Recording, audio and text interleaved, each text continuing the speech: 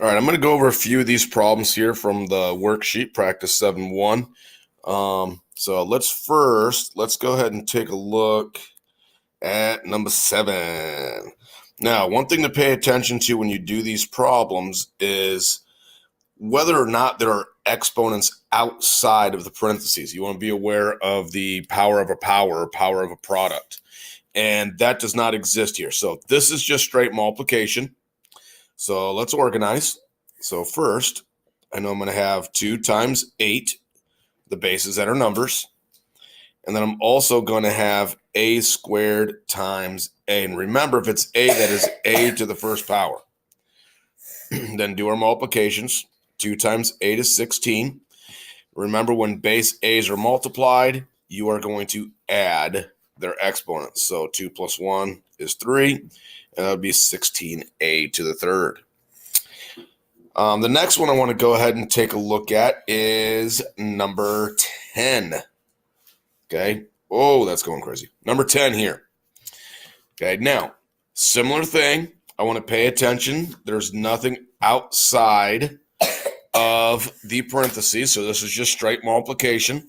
And let's organize. So I have 1/3 times 2 times 6. For the a's, I just have the a to the third. That is the only one of its kind.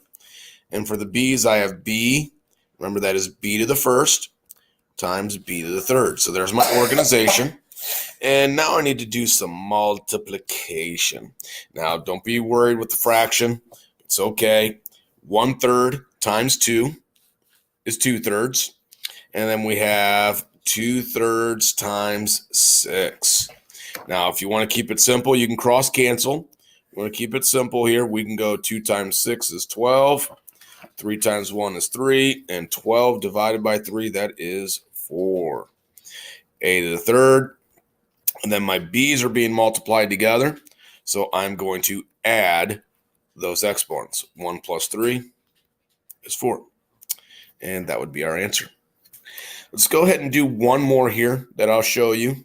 And that is number 14. Okay.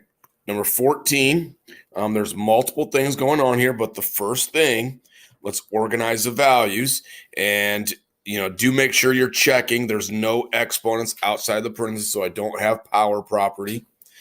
So let's go ahead and organize. -5 times 4. And if I wanted to put it, that would be times 1. I don't have to put times 1 though.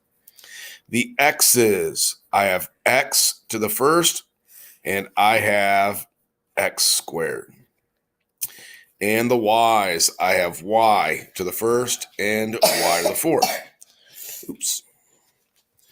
And let's go ahead and multiply it out. -5 times 4 times 1, that would be -20.